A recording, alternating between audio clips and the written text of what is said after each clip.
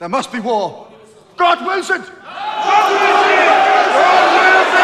What's going on, everyone? Welcome back to another episode of Unpopular Opinion, and today, guys, we are going to be reviewing the 1958 movie A Night to Remember. Guys, A Night to Remember tells the real-life story of the sinking of the Titanic. Guys, the sinking of the Titanic is the most infamous maritime disaster in history. About 1,500 people died in the sinking. Everyone's heard about it. It is the most iconic shipwreck in human history. And my opinion is A Night to Remember is an underrated, forgotten masterpiece. Guys, this movie is a very, very good movie. I think it tells the Titanic story brilliantly. In my opinion, and the opinion of a lot of other people, is this is the most historically accurate Titanic movie. This movie, not only is it a good film, but it's also a great historical movie. Gentlemen, we are in a precarious position. We must be prepared to abandon ship. I will give the word when the boats are to be loaded with the women and children. Now, for those of you who don't know, and if you're not a long-time viewer, I'm a massive history geek. I love history. I'm training to become a historian. History means so much to me, and it shaped my whole life. But what got me interested into history in the first place was the real-life sinking of the Titanic. Guys, I'm such a Titanic super nerd. I'm a Titanic super geek. I have posters, newspaper clippings, models. I have a lot of Titanic souvenirs. I'm a Titanic geek. So, historically accurate Titanic movies, they mean a lot to me. If you get the history of the Titanic right in a film, I think that's incredible, and I love to see that, and this movie had it. How many people are there on board? 2,200 or more, and room in the boats for 1,200. Now, not too long ago, I actually did a sort of review on the James Cameron version of Titanic. I love that movie, and in that review, it wasn't really a review. It was more so me explaining why the supposed love story between Jack and Rose isn't really a love story. I mean, the Titanic, James Cameron, great movie. I love that movie. It's one of my favorites, but the love story, it's not a romantic movie. That's going to be linked in the description below. I highly suggest you check it out. That would mean a lot to me if you give that a click after this video. The Titanic movie by James Cameron, it's not really meant to be a historical film. It's more of a historical fiction, but A Night to Remember is the kind of movie where it's like, you want to learn about the Titanic and not watch a documentary? Well, turn this movie on and you're going to have a good time. Guys, this movie was adapted from the 1955 book by Walter Lord, A Night to Remember. Walter Lord, when making the book, when writing the book, he did his homework because he researched relentlessly to get as much facts as possible, and he actually interviewed a lot of survivors. So when you read the book, not only is it written very well,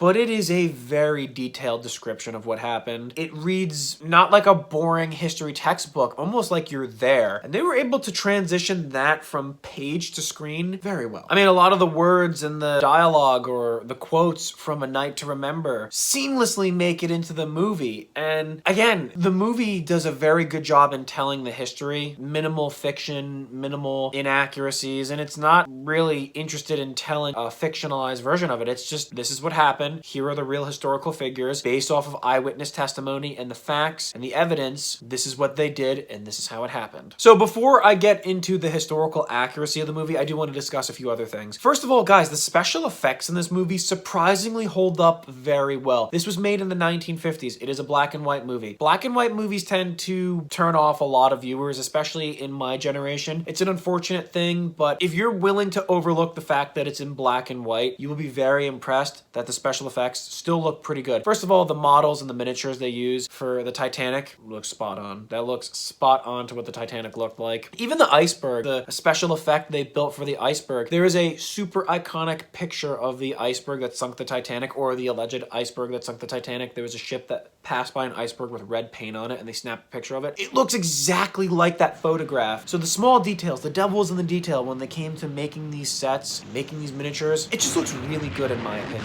And not for not, the acting in this movie, it's actually very convincing. It's very good. Most of the people in the movie are played by English actors, so you've got that air of English professionalism, Shakespearean charm, and it looks really good on screen. English people tend to be really good actors, and I loved that. There must be no panic. No. Well, be careful what you say to the passengers. Of course. Not for naught, guys. I mean, a lot of people say that the James Cameron Titanic movie pulls at their heartstrings or is really emotional. In my opinion, I think this movie is more impactful emotionally for me, because when I see couples and like young married couples or people with children and you just see the disaster unfolding, I really really feel it. There was one family where there's like a, you know, the first class passengers, where the husband knows the severity of the situation, and he's like, with such class dignity, he knows he's gonna die, he's not gonna make it, and he tells his wife, I've never expected you to obey me before, but in this instance, you must get into a lifeboat and you must see our children off the ship. And you just know he's not gonna make it. The brief moments between them, I feel it. Like, you can feel the love in their relationship, and this is a tragedy that's gonna tear them apart. Goodbye, my dear son.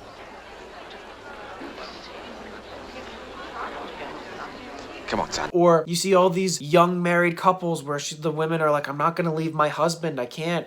He's all I have, or we're in this together. I didn't feel that for the Titanic James Cameron version. I felt that for this. The intensity of the performances. Wait a minute. He can't go. It's women and children only. He's only 13. All right, son, go on. Now keep back. You know, the man who played Thomas Andrews, I think he was the best performance in the whole movie. I mean, his accent, the way he explained what was happening. But she can't sink. She's unsinkable.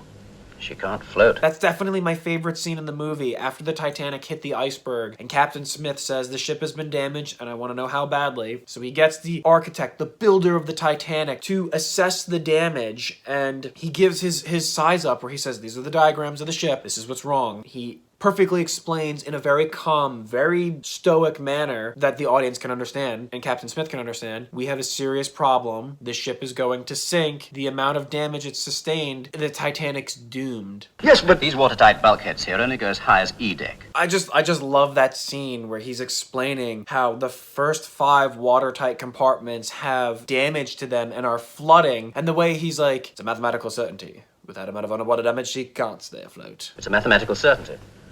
With that amount of underwater damage, she can't stay afloat. Just brilliant. The way that English people can dictate words like that. I love it. And overall, like, I feel the weight of the disaster, the impending doom of what's going to happen, and while it's happening, I feel it. It hits deep. aren't you exaggerating the danger? I'm afraid not, sir. This ship is going to founder. Much more impactful, more effective than the James Cameron version. In any case, we can't get everyone in the boats. I know that, sir. Please God, it won't come to that. Now, in terms of how enjoyable the movie is, very enjoyable movie. Again, if you are willing to overlook the fact that it's black and white, I think you will be very surprised at how enjoyable this movie is. Now let's swing to the historical accuracy of the movie. As I have said, I think it is the most historically accurate Titanic movie. Let's just get the awkward part out of the way. There is one thing that the movie gets really, really wrong, and that would be the ship sinks in one piece. Now, even if you're not a Titanic person or you're not a history buff, everybody knows, it's basically common knowledge that the Titanic broke in half while it sank. Pretty much everybody knows that. But the movie features it sinking in one piece. And the reason why the movie features it sinking in one piece is because when the Titanic sank, it was a very heated debate and a very heated discussion as to whether or not the ship broke apart. Because there were survivors who said, I saw it break in half. And then there were survivors who said, no, it did not. It did not break in half, it sank in one piece. And immediately after the sinking, there was an investigation by the US Senate, and then after that, there was an investigation by British authorities. And the conclusion of both of those investigations said that the Titanic sank in one piece. Now, it is true that more passengers and more survivors said they saw the ship break apart than those who said they didn't. But the people who said it didn't, their words had more weight and authority behind it because they happened to be more senior in terms of authority, basically. Like, the highest ranking crew member to survive the Titanic was Second Officer Charles Lightoller, and he swore to his dying day that the ship sank in one piece. And a lot of the people who said the ship sank in one piece were more powerful and had more influence or more authority, and that was the official narrative for a very long time. And it wasn't proven that the ship broke apart until the wreck was discovered in the 1980s. So prior to the wreck being discovered, the official narrative, especially the results of these investigations, were the ship sank in one piece, and it was a heated debate and a heated discussion. And a lot of survivors who said that they saw the ship break apart were silenced or they weren't believed, and then they were vindicated when Robert Ballard discovered the wreck. I didn't close my eyes at all. I saw that ship sink. And I saw that ship break in half. And for so many years, people had argued with me about that. But now at last, it has been proven beyond all doubt that she did break in half. I know she did. I saw her. So the movie showing the ship sink in one piece, honestly, I'm not going to hold that against the filmmakers. I'm not going to hold it against Walter Lord because it wasn't proven, and he was going based off of the information that he had at the time, which there were a lot of people who swore the Titanic sank in one piece, and the official inquiries of both the British and the US governments said the ship sunk in one piece. So he's just going off of the official narrative. I can't hold that against the filmmakers. I won't hold it against the filmmakers, even though it was wrong. That historical inaccuracy was based off of official documents and testimony. But to be fair, majority of passengers who witnessed the ship sink said they saw it break apart. It is what it is. Also, the angle at which the Titanic sank in the movie wasn't quite right. It was kind of slanted a bit, where a lot of survivors have testified that the ship sunk in a manner that it was almost perpendicular with the water or vertical sticking out. But I mean, to be fair for the movie, that could just be the limitations of special effects, but ultimately it doesn't matter because the ship sank. The special effects still look pretty cool. Basically, like, two things that the movie got really, really wrong. Not a big deal though, but take that with a grain of salt. But in my opinion, what the movie did get right, and it portrayed this in such a brilliant way, so much more than James Cameron's movie, was when the ship hit the iceberg, not a lot of people took it seriously. There were a lot of people who thought that this was just an inconvenience, and they didn't know the scope of the damage, and they didn't know that the ship was doomed. And the officers were made aware of the situation that was going on, and when they were telling the people to get into the lifeboats, they said, oh, it's just a precaution, it's just a precaution. Maybe for your safety, you should get into the lifeboats, because they didn't want to cause a panic. And it's the truth of the matter is a lot of passengers who got into the lifeboats, they didn't take it seriously. Or a lot of passengers were like, no, I'm not getting into the lifeboat. I'm safer on a ship than on the open ocean. Most people thought nothing was going to happen. You won't get back on board tomorrow without a pass. As the ship started to sink and the ship started to list or started to go down and it was more noticeable, and by the time more lifeboats were launched, that's when the panic set in. And I think the movie brilliantly captures that. I mean, the sequence where they're loading the first lifeboats, you see them firing the distress rockets. Captain Smith is like, fire a distress rocket once every 5 minutes, which is true. That was the order. You see people on the ship going like, woo, fireworks, not taking it seriously. And then once they realize, wait a minute, no, something seriously is going wrong here. There's not enough boats. You see people panicking on the decks, running around in packs, like, oh, I gotta get into a boat, I gotta get into a boat. That was brilliantly captured by this movie.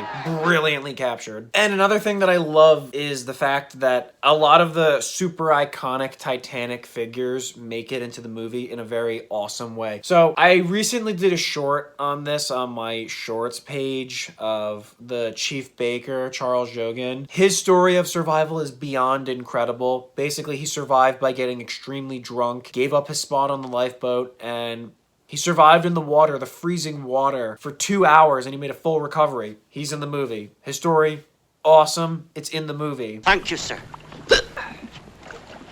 I beg your pardon, sir. It's the cold. Unsinkable Molly Brown, super iconic woman. She's in the movie. And then we have J. Bruce Ismay. He's in the movie, and one thing that I very much appreciate about A Night to Remember is the fact that it actually treats J. Bruce Ismay with a lot more fairness and understanding than the other Titanic films. So J. Bruce Ismay was the chairman of the White Star Line. He was basically the owner of the ship. His ship, it was his company, and it was very normal for him to accompany his ships on their maiden voyages as a passenger. Titanic was no exception. So he was on the Titanic, and when the ship sank, he chose to save himself. He survived the disaster, and his decision to save himself was extremely controversial. So Bruce Ismay saved himself. He got into a lifeboat, and the media ripped him to shreds. They put out a lot of smear campaigns, hit pieces on him. He was labeled as the Titanic's coward, the coward of the Titanic, and he was blamed for being responsible. A lot of people put the responsibility of the ship sinking on him, and he was vilified by the press, by survivors, by the media, and this ruined his life. Not only did he have to contend with his reputation being destroyed, people called him a coward, people blamed him for the disaster. Who do you blame for this catastrophe? I blame the bridge. I think a lot of the blame was on Bruce Ismay, the chairman. He was the chairman of the shipping line. He was the chairman of the shipping line, and I'm very much afraid he influenced Captain Smith so much that we went straight for the ice. There was no question about it. We were absolutely thrown away.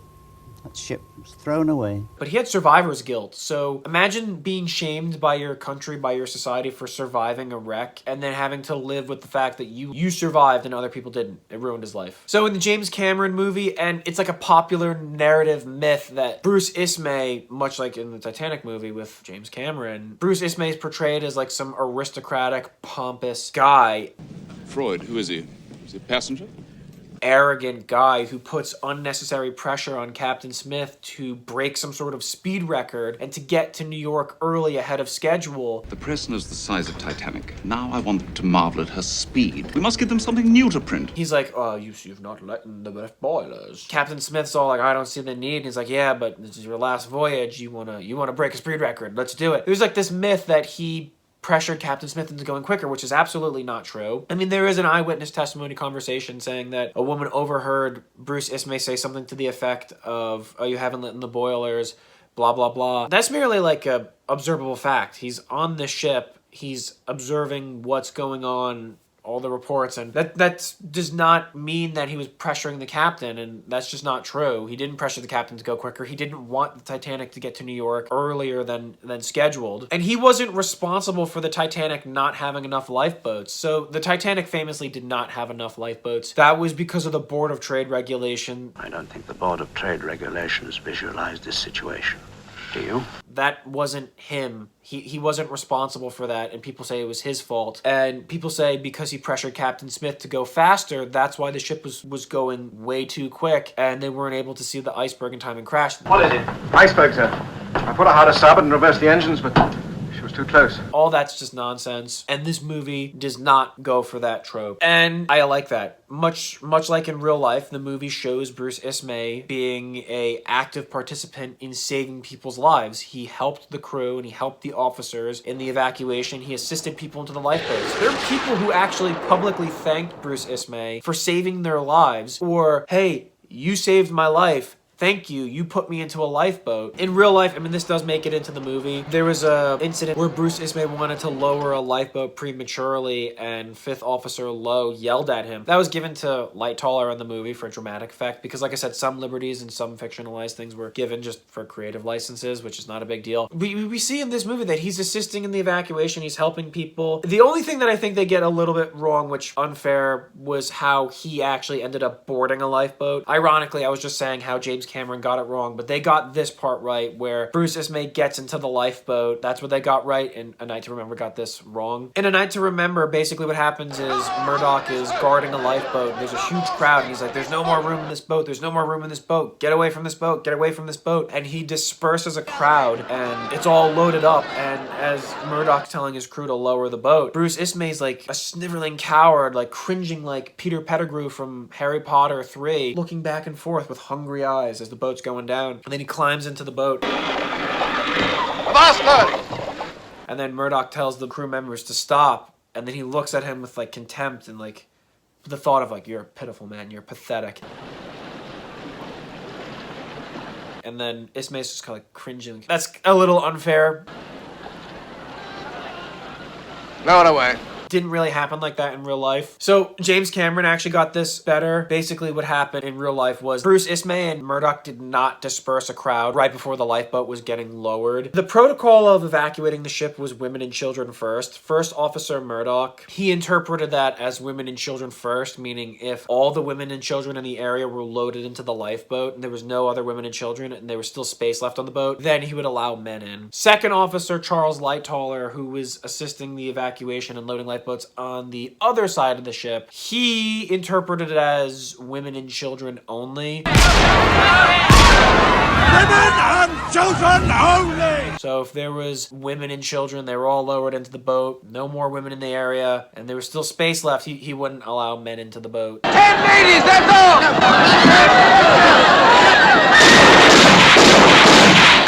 So, being that Bruce Ismay was on the starboard side with Murdoch, there was no more women and children in the area. It was called out several times. Anyone else? Anyone else? Last chance. Any more women and children? Any more women and children? All aboard, Mr. Murdoch! Anyone else, then? And there was still space left into the boat. Anyone else? Do hurry, hurry! And as the boat was getting lowered, that's when Bruce Ismay got into the lifeboat. That's splendid.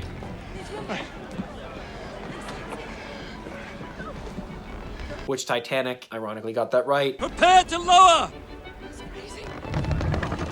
Ready on the left! And Night to Remember didn't. A little unfair, but it is what it is. And also, the fact of the matter is, the collapsible lifeboat that he got into, Collapsible Lifeboat C, that was the last lifeboat to be successfully launched from the starboard side of the ship. And it was really at, like, the final moments of Titanic. Bruce Ismay was assisting people getting into boats, assisting with lowering the boats. Stay back!